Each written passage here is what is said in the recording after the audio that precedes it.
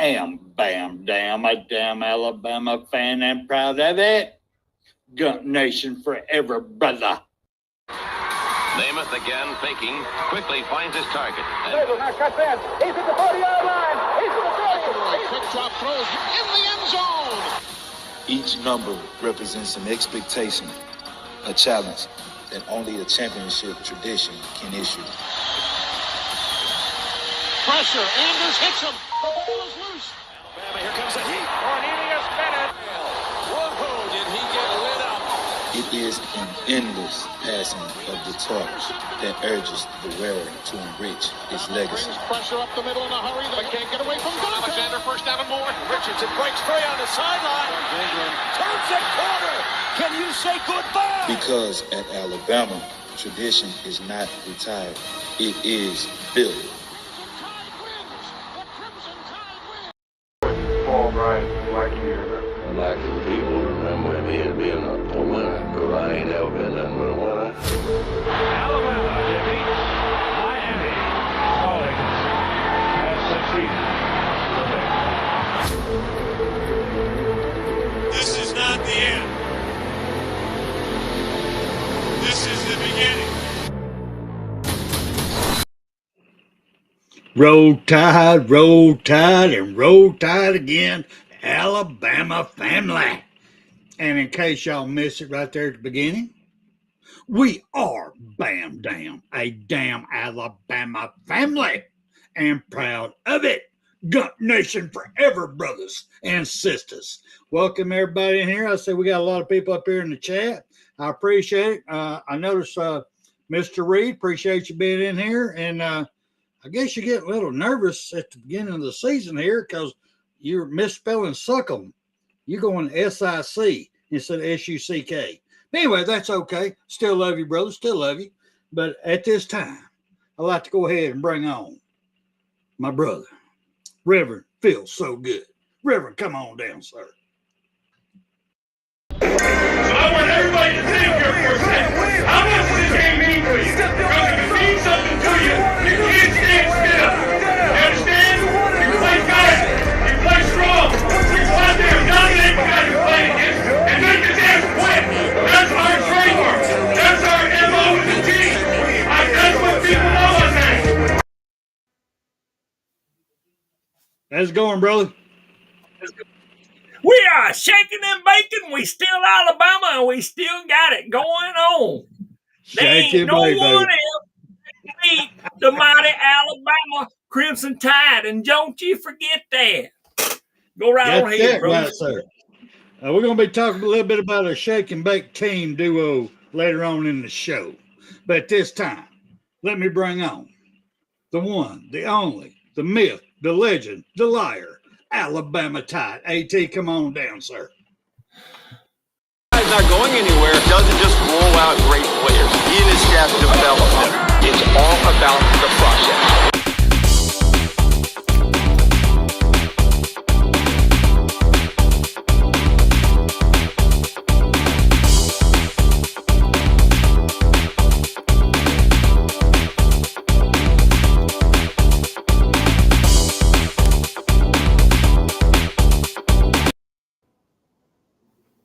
AT, what's up, brother man? Hey, guys.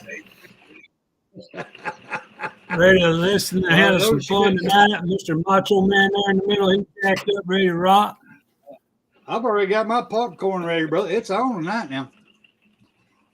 I got going on. Yeah, I mean, William, look how cute old William looks with that hat on. Real quick, I want to do a shout out to our brother out there working hard. Roll Tide and Rise Up. We miss you, brother. You ever get a chance, you've got to log on free. Come on anytime you want to. Godfather, good to see you. MFR, you know we love you. Tom Reed, you're the man. We appreciate everybody being here. But before we get into the weeds here, I also want to thank our man behind the scene, Mr. Icebox. He's yes, sir. trying to look like he's working hard, but he's doing a good job, and we do appreciate everything he does. So, but at this time, I'd like to do the one thing I love the most about this show. Icebox, please roll the dedication, please, sir.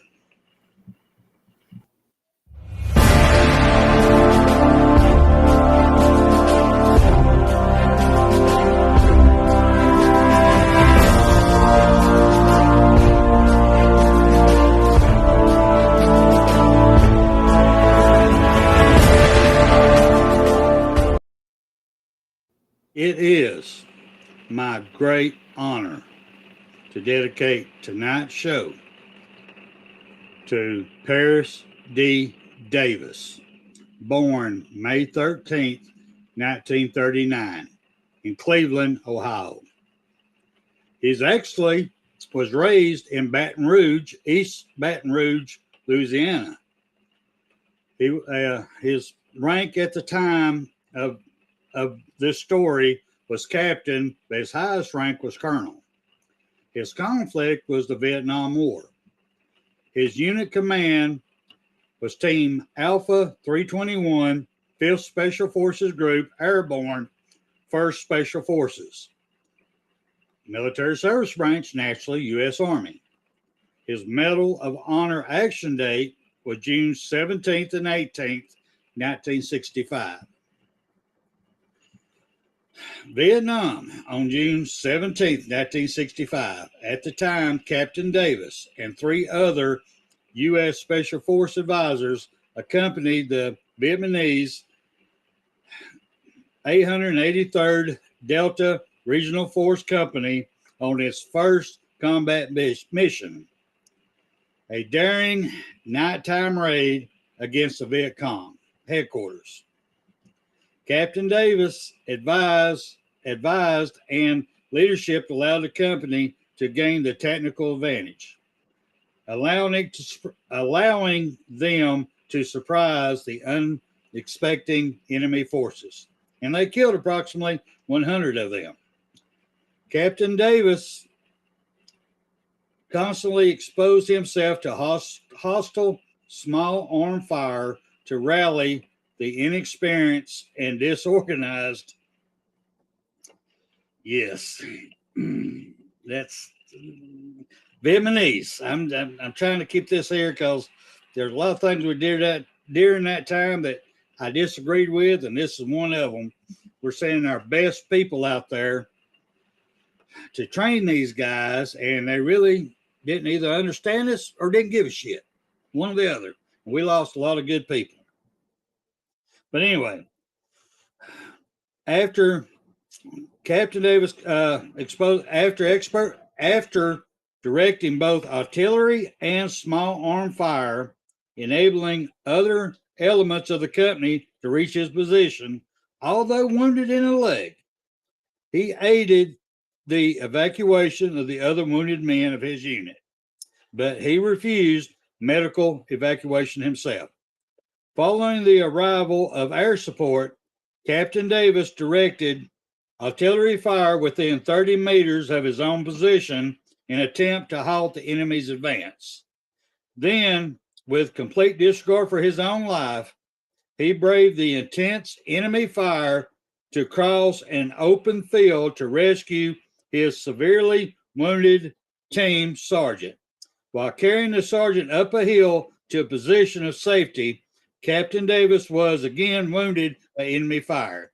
Despite 2 painful wounds, Captain Davis again refused medical evacuation, remained with his troops, fought bravely, and provided leadership inspiration to the Regional Force Company as they repelled several Viet Cong assaults on their position.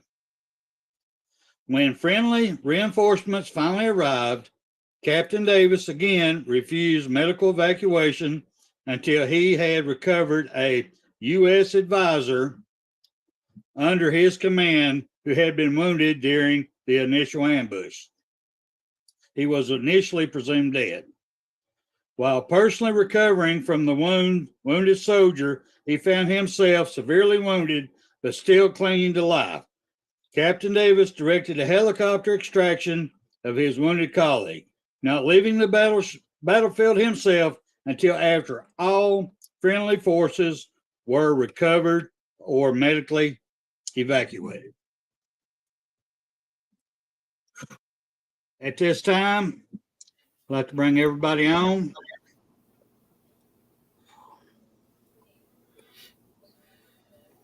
Captain Davis, brother.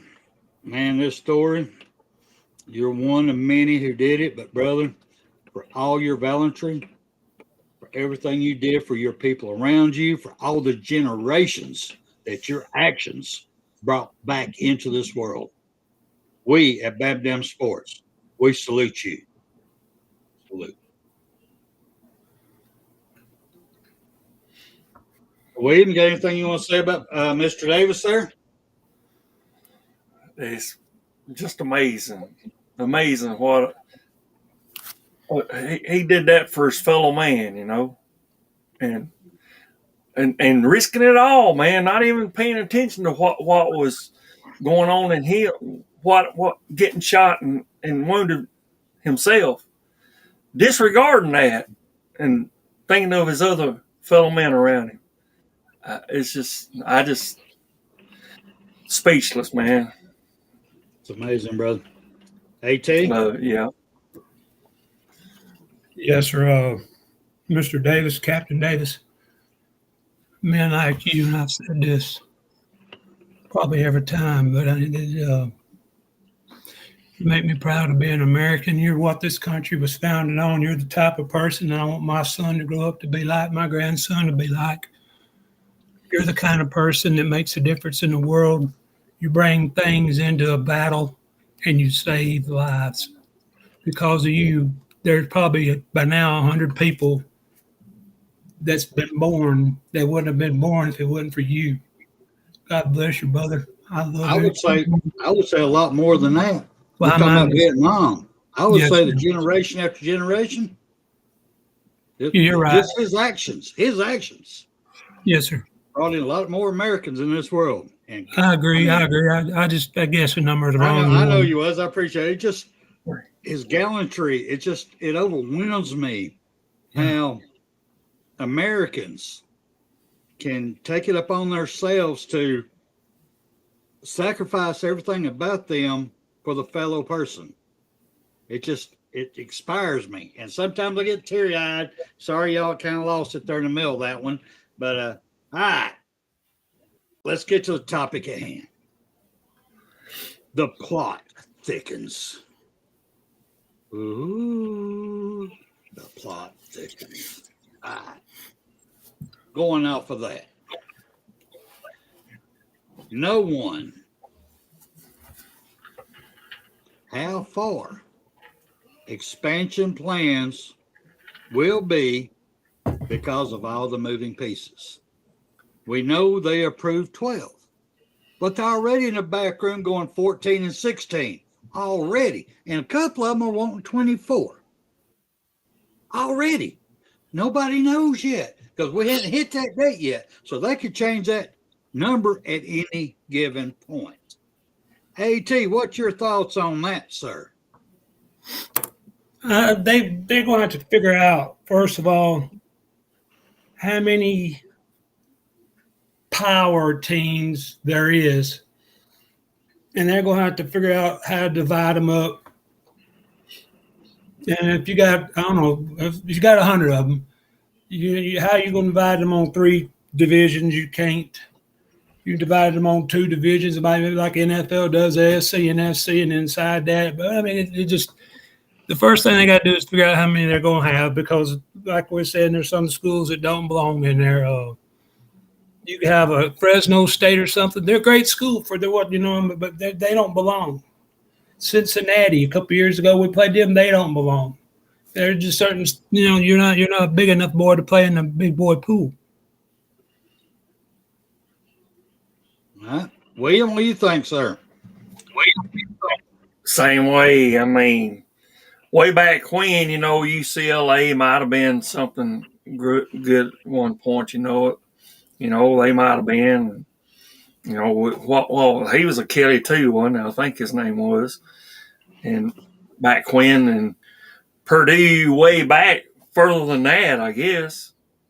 I mean, but what are they now? Nothing. Still nothing, And for them to get back into this and It's just going to delay the inevitable, because we know that when it comes down to the top four, they'll still probably be the top four. I'll give it this. I say the top 8 is still going to be the top 8. That ain't going to change by much. Maybe 2, maybe 3 teams. What do y'all think on that? That's my view anyway. Okay. Well, I have to agree with you, especially in the SEC anyway, where they've done away with divisions. They made just the SEC. We've added Oklahoma and Texas into the mix.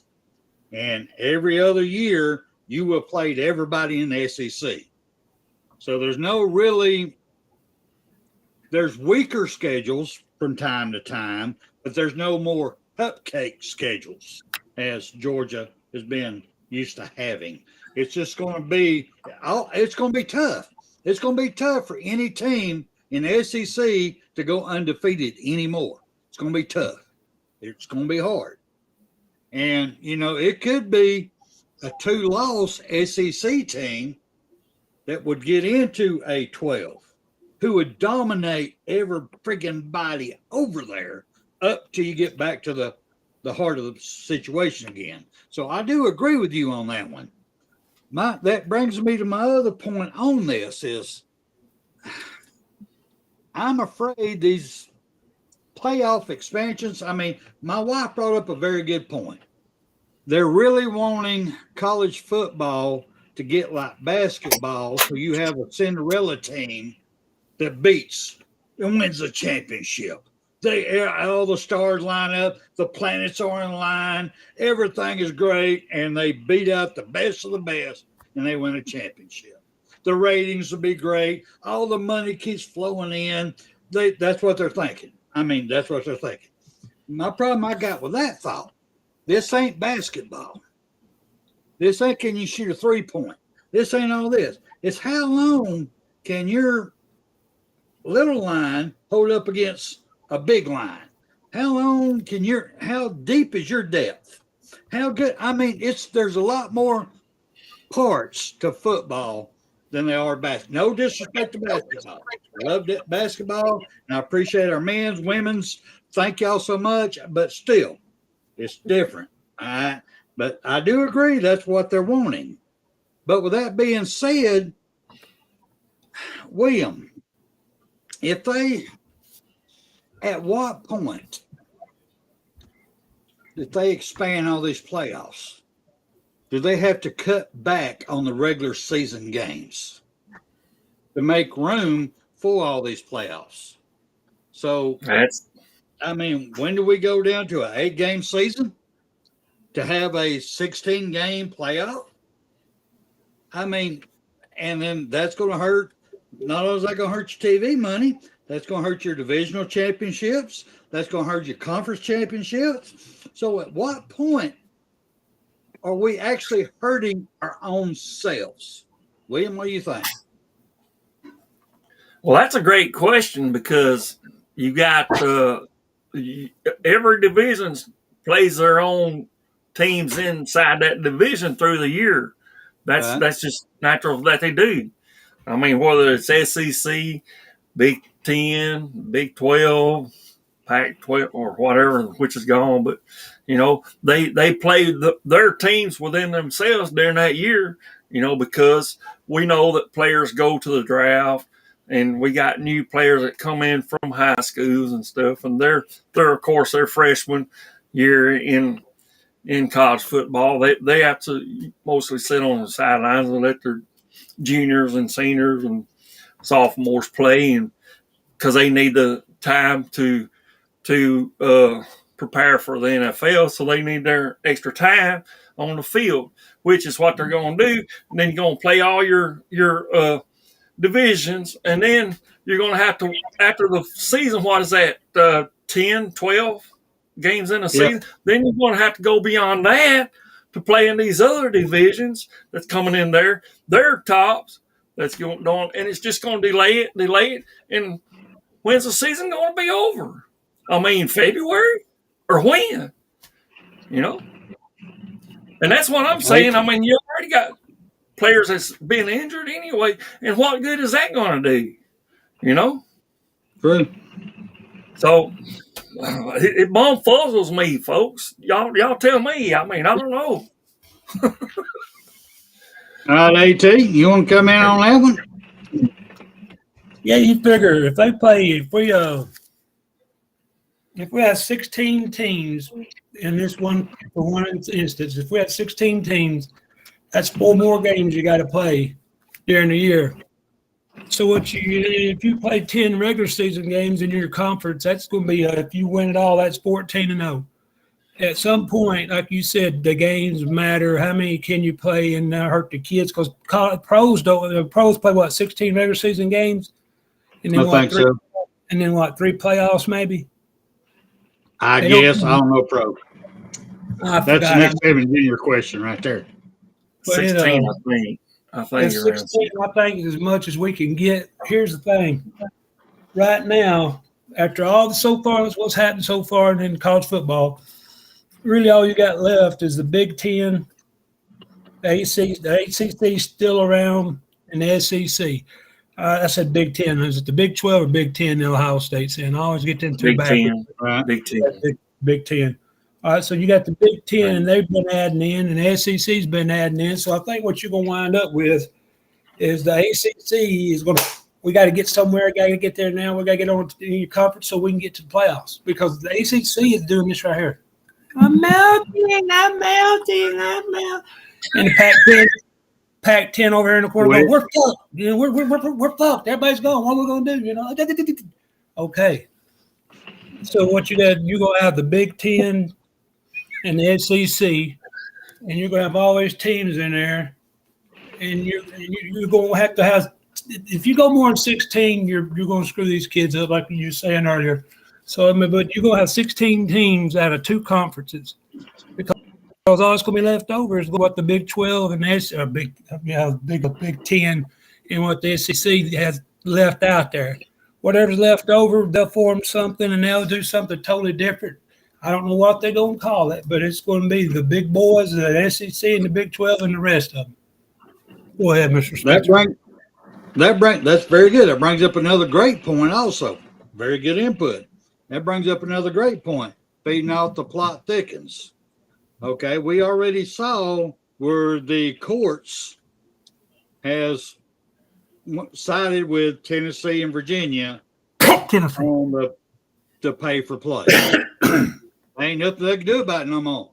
It's court law. Done. It's done. The labor laws. They done screwed up and went into labor laws. So now they done took themselves out of it. So with that being said, the plot thickens.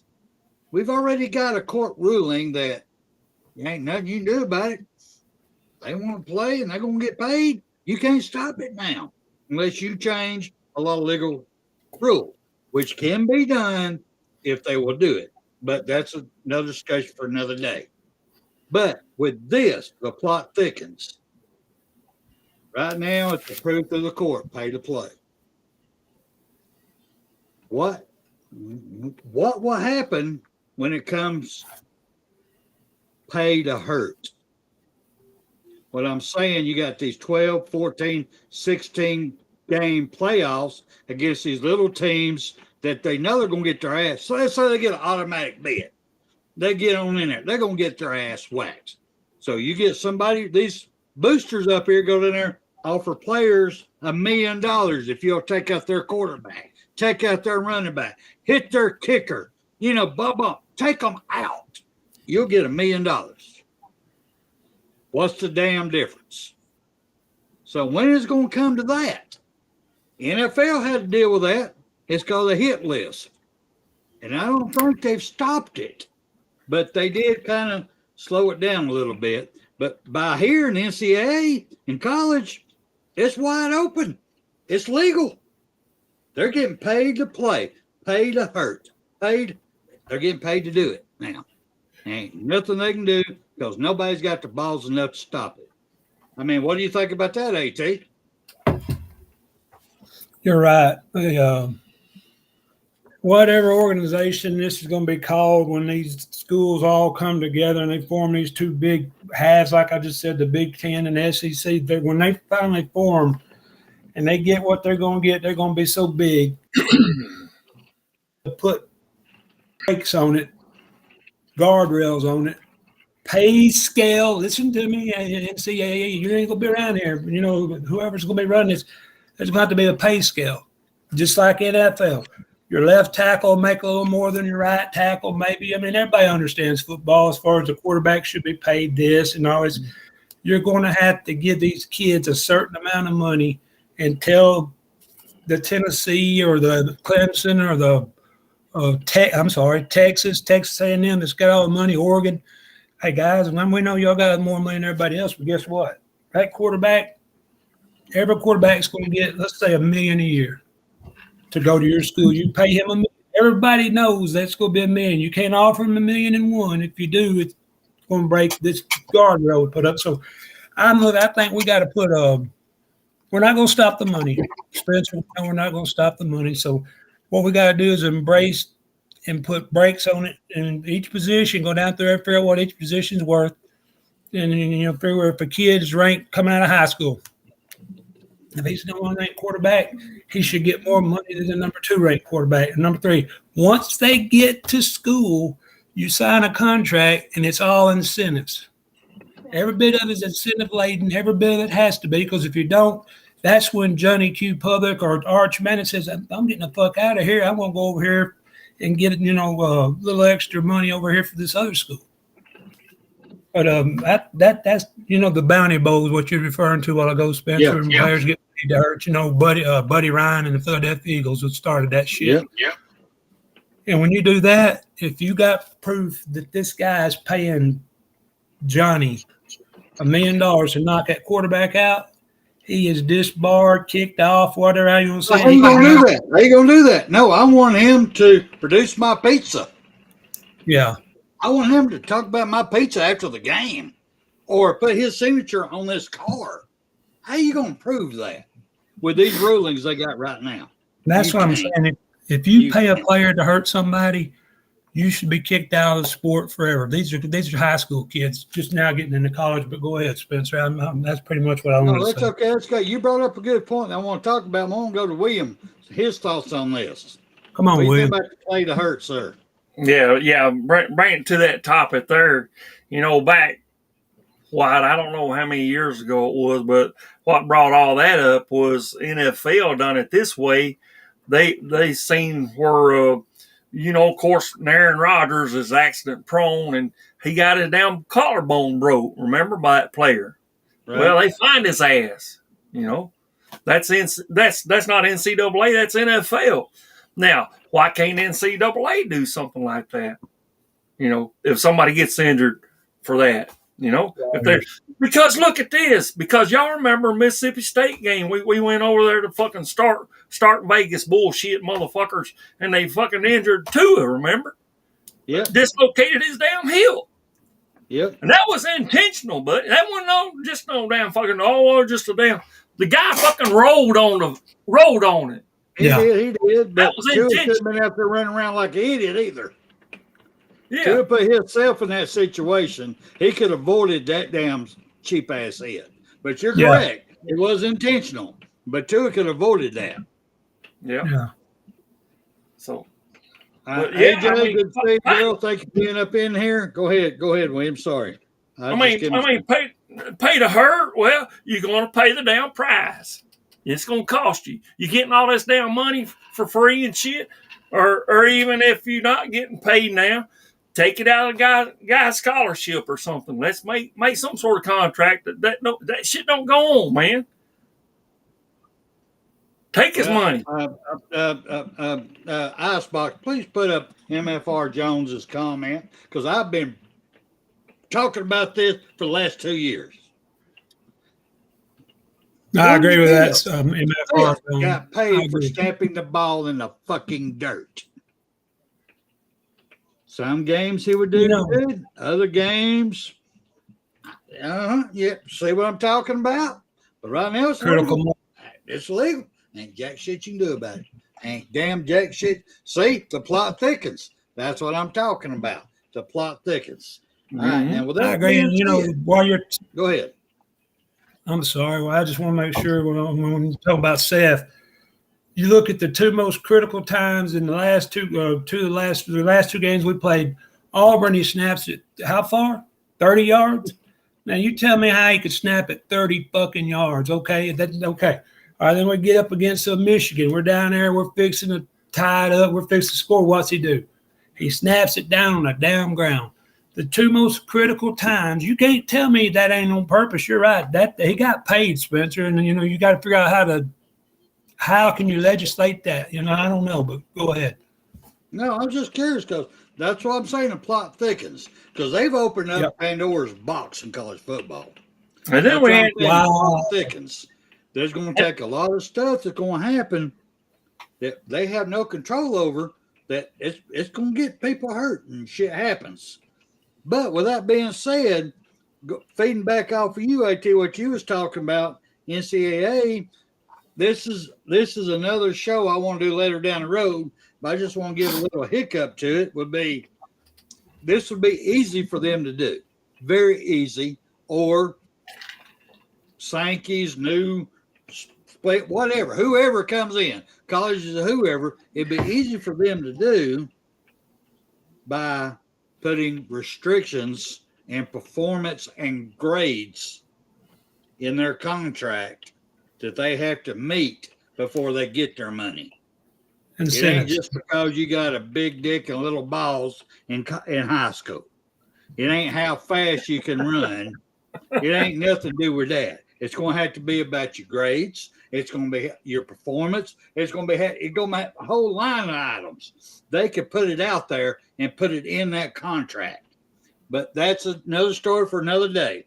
I just want to put that out there. But following up on this, as the plot thickens, I'm going to start with William on this. William, what is your thoughts on if the NIL, just the NIL, not transfer portal, the name, image, and likeness gets turned into, for the student athlete, becomes either a paid employee of the colleges, a paid employee by the state they're playing under, or a paid employee for the conference they're playing under, or should they be paid by a private entity? What's your thoughts?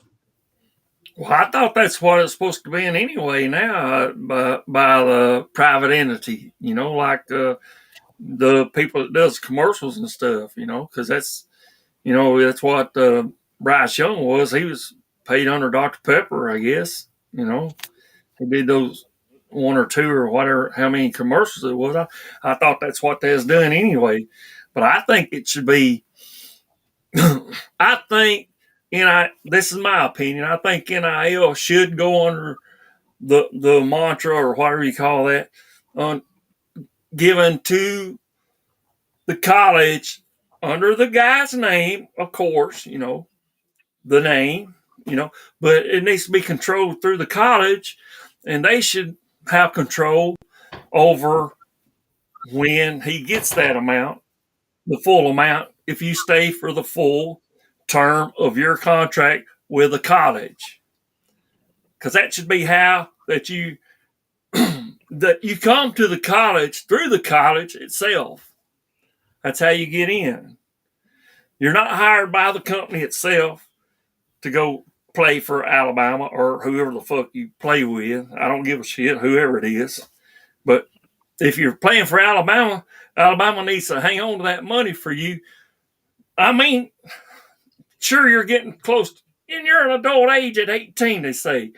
But still, you know, if you're playing for this college here, you shouldn't have the right to, well, okay, if something happens and I want to bail, you know, you shouldn't get that damn money.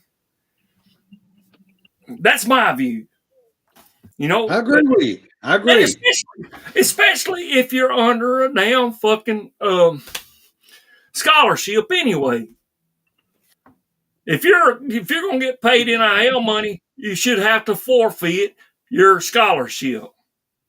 That's my view. Go ahead. I mean, I agree with you, brother. I agree with you. And what you're bringing up right now is something that all three of us have been working on to bring into a fix to the NIL. And once we all get it, we're going to do a show on it. So I agree with you. But right now, what you're saying that the college should have the control of the NIL, correct? When it should be allocated, yes. Whenever you perform to our standards, that's when you get it. All right. Yeah, in increments. Yeah. Okay. I think you're going to have to separate what's actually going on with NIL from the colleges in this sense. Whatever business model we're fixing to take on, because NCAA business model, bye-bye. I mean, there's no way that could sustain. It might not know it, but it's dead. It's just sitting on the side of the road somewhere waiting on somebody to kick it out and get it out of the way. Whatever business model we take, and I think what you're going to have to do is you're going to take what the NFL business model is. Instead of the owner being the head honcho that does all the money like Jerry Jones or somebody like that, it can't be the head of the president of the university, like of Alabama. You cannot have that. You've got to hire a guy in that's separate. He's not under Caleb Deboer. He's not under Greg Byrne. He is the money guy that handles the financial part of the contract. You said NIL. We're just going to change it from the word NIL to college contract. Whatever the business model is called, the college football contract, 3 years, and they can leave and go pro, or 4 years if they want to stay 4, they can. But it's a 3-year contract. It is a contract. That way, that transfer portal, it's a thing of the past because you're getting 3 years, so you can't leave because you got a contract. But I mean, your business model you come up with, Spencer, it's got to be. That's where the money's got to come from. It can't, the kids will be an employee. The state shouldn't have nothing to do with it, and because they can't even balance our damn budget. It's going to have to be private, some shape, form, or fashion. Go ahead, Spencer. Well, that's a good point. But the Godfather SEC brings up some facts. Like I said, I work, y'all. I don't have time to do all of this, but the Godfather SEC knows all. He does. I got to give it up to him. So, but he's saying each college pays around $190,000 a year per scholarship. Now, my question to you, Godfather, is that just football or is that all sports and that's the average? I think that's just football because it's go ahead. Because right now you got softball players being paid. You got lacrosse people getting paid. Basketball people getting paid. You got everybody getting paid now. So that's the reason I'm curious. Is that on everybody? Is that an average or is that just for football? That should be just football, 85 scholarships, Spencer. And that's just me guessing. Because like they're going on up there in Williams part of the world right now. Uh-oh. They're having, and I just heard it on, I forget the team that they said, but they have a basketball team. They just voted in a union for their team. Union. Scholarship players. Who's getting a free ride? Scholarship players. Joining a union. So who the hell's paying the college back for that scholarship that some other child could need that education for when you're just there for the money? That you're not there for your education and improve the rest of your life. You're ready for that now money. You're playing that now money. Give it to me. Give it to me. I'll go blow it on some stash right now. You ain't even, you're ruining someone else that really would love an education so they can improve their lives, so they can make money for their families, improve their lives. What you're doing, going to a fucking union, is destroying it fucking all right here, right now. And that's for all y'all who voted for that, all you little college players who paid for the damn union. Fuck all y'all. Every damn one of y'all. Because y'all screwing this little guy who does not have your talent, who needs an education to be able to make the money, to be able to pay and support their family. You just screwed every damn one of them. And I ain't talking about what color, what creed, what religion. Y'all personally just screwed every fucking one of them. Go ahead, AT. Sorry, that's my rant. Sorry. No, man, I don't blame you. I'm right there with you. And that's why I say the business model they're going to have to take by listening to everything that's going on. The only way you can do this is take like the NFL business model. You get a player come in, except there is a cap limit for every position.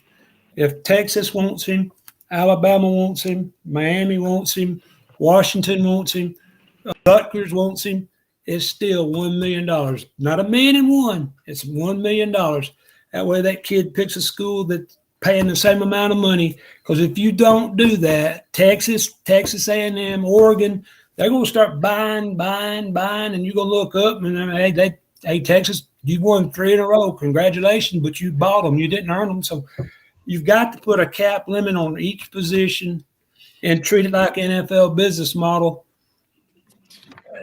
I don't see any other way you can do it because, like you just said, they're going to start forming unions.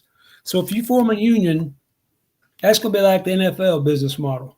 They talk to the unions, but you can't do it on an individual basis. You're going to have to do it as a university basis to the union, but it's all going to have to be the same. A center makes, I don't know, $600,000.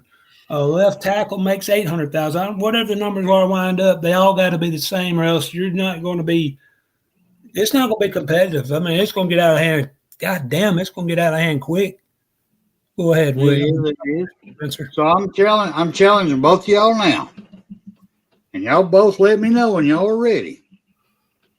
Come up with ways and a plan to fix this NIL, and we'll do a show on it.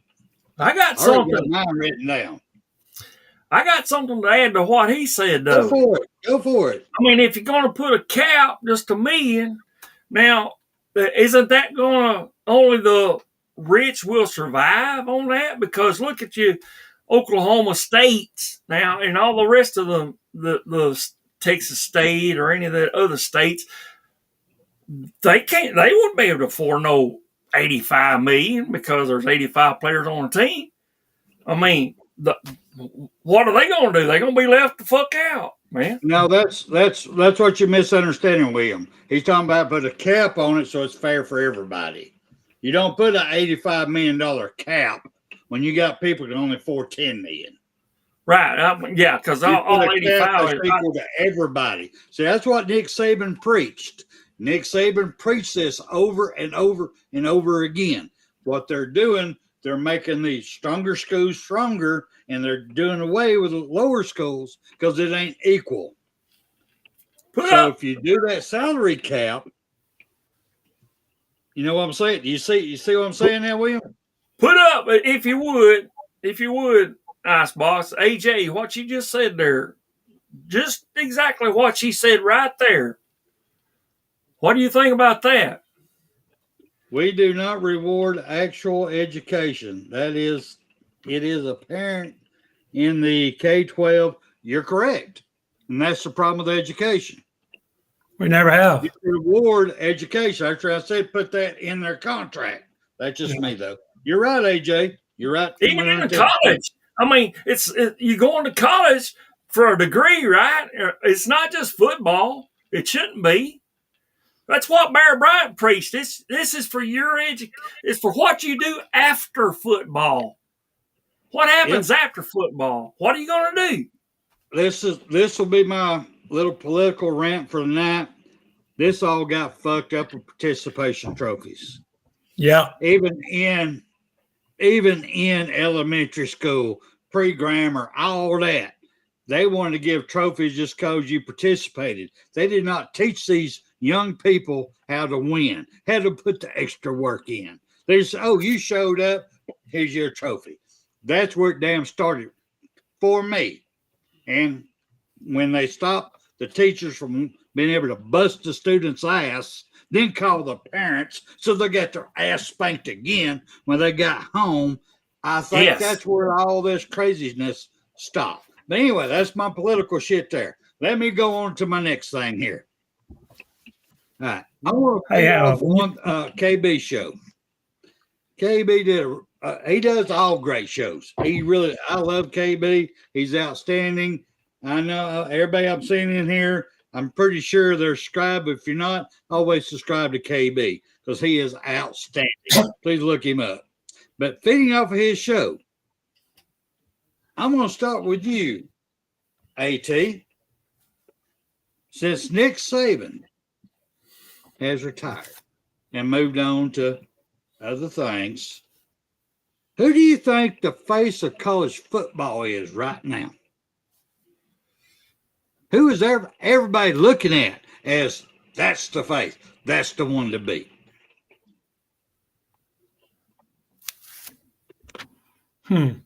That's a good question, brother. That's why I'm asking it. Yeah, I mean, if you look at the SEC first and get a couple people out of the SEC, one of them's got to be Kirby Smart. I mean, you got Kirby's one of them out of the SEC. All right, so who else could be in the SEC that you'd look at right now? I don't think there is another one. So you got Kirby Smart out of the SEC. The ACC is fixing to go the way of the Pac-10. The ACC is fixing to go the way of the Pac-10, but right now in the ACC, you got, and I know Dabo's the only one that's won a championship out there. He won 2 of them. You got Mac Jones at North Carolina. But, again, who's the best team in the ACC right now? Norvell and them just had one good year, so that don't count. I mean, that ain't enough. So I look at Kirby out of the SEC. I look at Dabo out of the ACC. Out of the Big Ten, the Pirates of Penzance just lost their head coach up there in Michigan World. Them back wearing some of bitches. So who in the Big Ten would be a guy that you'd want to, that you'd say is probably the best? I'd have a hard time figuring that out, William. I mean, I don't know the Big Ten, who the Big Ten coach would be that we'd look forward to, but that's the one too. I can come up with the top of my head right now is going to be King Kirby and then King Kirby, or how you say his name, and Dabo.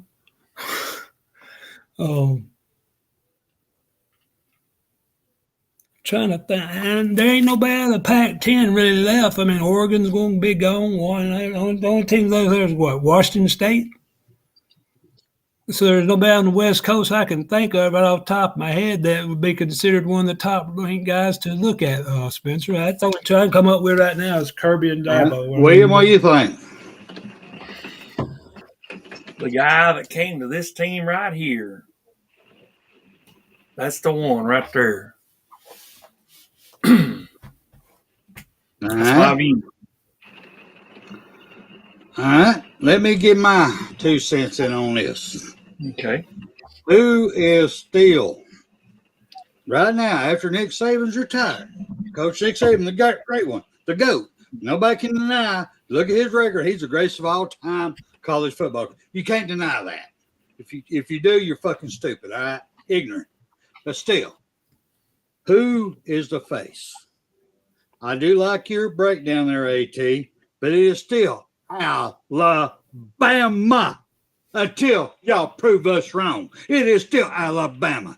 Coach Deboer has come in here, and he has come in with the same energy that Nick Saban did when he first got off that plane.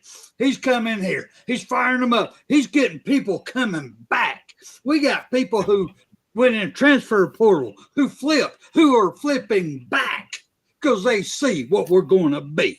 what we are, because we're still Alabama. We're Alabama pride. We're Alabama proud. We are Alabama championship. We are the place where legends are made. So until one of your people you named off can knock us off that pedestal, it is still Alabama is the face of football, college football. Yes. Deal with it. Yeah. That's my opinion. Sorry. Put me in, Coach. Now, when you ask that question, I thought you were referring to an individual, not a university. I totally misunderstood the question. Who's the face? Right now, it's Deboer. Deboer's still the face. He's the head coach of Alabama. Right. Until they knock him off, it's him. It's still Alabama. It's still Boyer. He's doing everything right, brother. He's doing it. He's putting it in there. He's working hard. He's keeping them in there. Man, I'm okay. This is moving ahead a little bit, but we've started our spring practices, right? He just had his first presser coming in. To me, and I'm gonna go around to ATX list, then William, but to me, the man was so confident. I mean, I'm glad he was behind the podium because I guarantee you that man had a wood of all the talent that he has there at Alabama. He's getting to be a coach with all this, everything around him and seeing this. It's hard for him. He can't walk behind the podium because his wife's going to get mad because this man's excited. I mean, our running back room, everything going on. We got all these quarterbacks with talent left and right. He's got so much depth. This man is in hog heaven. But he was so confident. He was so businesslike. He was so direct that y'all cannot. I'm telling y'all, it's a young Nick Saban to me. What I'm seeing this man doing. Now he's going to have to prove it on the field. Now, he's changing stuff. He's letting everybody on there. Yeah, look at here, baby. Look at there it is, right there. I'm telling you, it's on, baby. It's on. And Linda P., miss you, girl. I'm glad you're back. But I'm telling y'all, it's just what he's doing and the way he's firing up the guys, they are believing in him. I mean, it's just the whole group he's put together this year. Now, next year's all going to change, but right now, it is so great to see the energy. And this man is just being himself, and they're buying into him. ET, go ahead. I mean, I like Kevin Deboer. He ain't coached the game here yet. And that's the only reason I didn't think of bringing him up because he ain't coached here. He done great at Washington. Everywhere he's been, he's been a winner. It's like Bear Bryant said, I've never been anything but a winner. The guy's a winner. I just wanted to coach at Alabama before I say he's the face of college football, only because he ain't coached here yet. I'm not saying Deboer's going to do that, but weird shit seems to happen. And I mean, he ain't going to do that, but I want him to coach some games here. And I'll agree with you, Spencer. The Alabama University is still the standard. We still got everything we need to be what we need to do.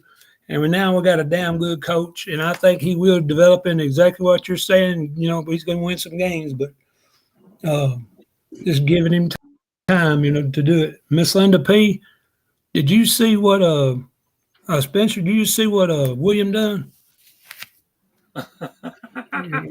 Who, me? Not me. Well, then there's that. All right. We ain't getting into Go ahead, here, right? Spencer. Old man porn ain't cool. It's old and ugly, all right? But still. William, what do you got to say about it, brother? Yes, sir. I like his attitude. He's had his first presser since practice, and I'm fired up. I'm raring to go. We got new coaches. That's okay. People's going to be surprised and shocked and all whenever they see us hit the damn field for when's our first game? September 3rd or whatever. First weekend in September. We're going to come out there. We're going to be knocking heads and taking names, brother. So I'm anxious for the season to start. Let's get it on. Yeah! You don't throw rocks. Nobody's got a machine gun. Get that Go right. ahead. All right. Right now, because we ain't got that much time left, I want to give a big shout out to I'm members of a lot of Alabama groups because I'm diehard Alabama, bro. I want to hear from everybody. But I want this, my next thing coming up, I got to give a shout out. I sent her an instant message, try to get her to come on tonight and let her repeat everything she said. But I want to give a big shout out to Cheryl Ward Cecil. She came out on Facebook. She called out all the Alabama fans who are doubting Coach Deboer. She called them out and she just put the smack down on them. I'm going to say she did the grandma smack down on them. And girl, thank you so much because that's what we've been preaching. Don't knock the man. Don't put him down until he has a chance to prove himself. Now, with that being said, I'm going to go to AT on this question. What else besides the regular season winning games, what else has Deboer have to prove up to this point in your mind? Well, I mean, he's at a new school. He's got to show that and I think he will. He's got to prove that he fits in the South. And I mean in the South. I don't mean just Alabama. He's got to fit in from Florida to Texas to North Carolina, and he's got to fit in with these recruits. That's all they have to do. And he can recruit, and like I said, he's been a winner everywhere he's been. But I think that's it. He can't be that jackass down at LSU coming down there with that fake ass accent. That was stupidity in its best. So I mean, he's not going to try that. So just come in and do what you do and fit in like you're going to, brother. And I mean, we're going to be fine. There ain't no doubt about it, Spencer. All right, because you got a little doubt in your voice. That's the reason I was asking. William? I mean, hey, Doubt, Mom. you got, I don't know what kind of barbecue they had up there in Washington, but we had Thomas Pit Barbecue, and that was the best in Madison, Alabama. Of course, they're not in business no more. I wish they still was, or I'd be trying to have them ship some of that up here to Denison, Iowa. But we don't have that no more. Best barbecue taste it is. So, yes. You like your meat smoked, brother. Don't even go there. Hey, it's good, man. Can't help it. Just saying. And the best potato salad too, man. They got that kind of smoky flavor in it. I love it. But they're not in business no more. Just but checking. Anyway, yeah, we're I'm anxious for it to get started this season. We're gonna butt heads and take names later. See, so roll down tide. My last thing, real quick, that I got for me, before I turn it over to y'all. Okay, I'm sorry, y'all. We kind of drug this out a little bit, but I need to hear from my brothers here. And I'm going to start with William first on this one. Okay. Do you think teams who win a game, no matter what sport it is, and their fans rush the field, should that game be forfeited because of what the fans did, not what the players did? Do you think they need to forfeit a game if the fans rush the field? I understand where the NCAA is coming from. It's about discipline, but you shouldn't discipline the team itself. I mean, maybe the college itself, if they put that on whatever college it is itself and have them do something within the team somehow, I don't know. Or maybe with the fans rushing, you know. Hey, like maybe come out at the pep rally, say, if you rush the field, if we win and you rush the field, you're going to lose a credit or 5 or 6 or whatever, or 10. Tell them you don't rush the field even with a win, because that is sanctioned against us, and we have to pay. We have to pay the fine for y'all's ass. And you straighten your ass up, or we're going to do something to you to make sure that you get the picture that that's not allowed here. That's the only way I know to call that, to get that done with. Okay. You know? AT, what's your thoughts, sir? I don't think you should penalize a team for a game. You got to charge them something for the first offense, so many $1 million, second offense, so many $1 million, third offense, and just keep going up. I mean, you know, and sooner or later the college will say, okay, look here, we haven't been rushed to field 4 times. We cost X amount of money. We got to get security involved and get them out there somehow to stop these people from rushing the field. And, you know, and that's about all you can do because, like you said, it's not fair for a kid that's been busting his butt to lose a game. He just got through beating Auburn 21-0 or whatever, and somebody rushed the field, and now you lose the game to Auburn. So I think it has to be money each time they rush the field. Just keep adding more and more to, you know, penalize the school, and the school will make them stop. All right. Here's my thoughts on it. I'm going to turn it over to y'all for last words. Here's my thoughts on it. First of all the colleges have to get together, and they will have to go. Here you go. If you come here, or we go there, and our team beats your team, that there got to be a standard set up. You bring the local firemen out with the foam hoses they use on chemical fires, and you line them up, and you have them ready to pull that nozzle if anybody rushes that field before all the players, coaches, assistants, everybody can clear that field. Once that field is cleared, we will call off our firemen, and y'all more than welcome to go out there celebrating on the 50-yard line. Have a good time. Do not damage our facilities. Do not take down our damn goalposts. None of that, or we will fire your ass up with chemical foam. And it's going to burn like hell, but you've been warned. That's me. Because it is not the players' fault that the stupid ass Tennessee, excuse me, the stupid ass You got it. Rush There the you go. field, You got tear down the goalposts of their own friggin' college field, tear it out and throw it in the river. How stupid can you fucking be? Seriously. And I know firemen everywhere. Fire ladies, they'd be loved to have that foam. Go ahead. Come here. Come on, Rush. Come on. I mean, they'll even flex for you. You know, it'll be on. You know, wait till everybody clears so there's no damage, nobody gets hurt. Then let them come out, celebrate. But if they come out beforehand, it's going to hurt. That's all I'm saying. That's my opinion.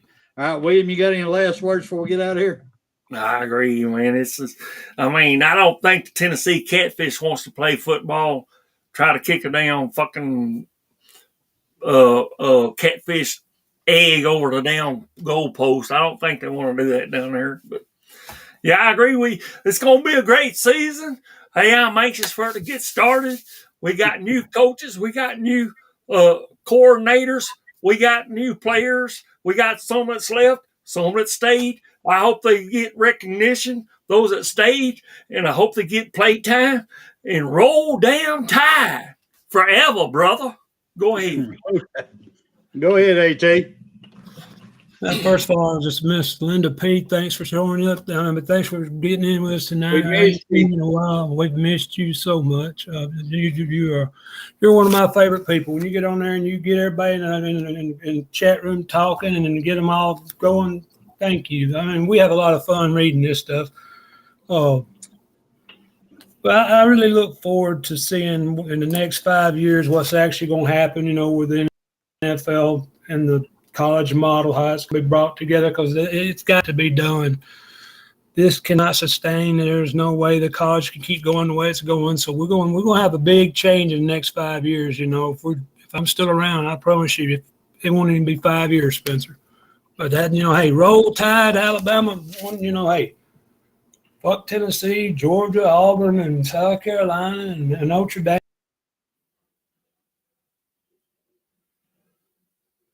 Oh. There it is. Go ahead. He's off. Okay, there he's back. He's back. He froze I'm up. back. He froze up big time. He must have been talking about that little penis. He froze up. See, got that mouth wide open too. All right. Hey, Icebox, if you would go ahead and take us out, brother. Roll Tide. Roll Tide. You've got to be better in all three areas of life, which of course are spiritual, mental, and physical. You must be able to discipline yourself. If you don't learn but one thing out of football, it'd be worthwhile. There's certain sacrifices that you will have to make. There are going to be many sacrifices you have to make in later life. To fight. Oh, I don't mean fist fight. I mean to get up and come back and get up and come back and get up and come back again after you've been knocked down. And that could happen to you in later life. But if it does, you're going to know how to handle it. There's no one that ever has or ever will accomplish anything alone. I've read about self-made men. That's Tommy rot, as far as I'm concerned. I don't even know how to define intangibles. And I know that if you learn these lessons, you'll have it. And if you have it, you'll win, and you'll be better prepared in those three areas of life that we've been talking about. That there are going to be times for everyone that you're going to get discouraged.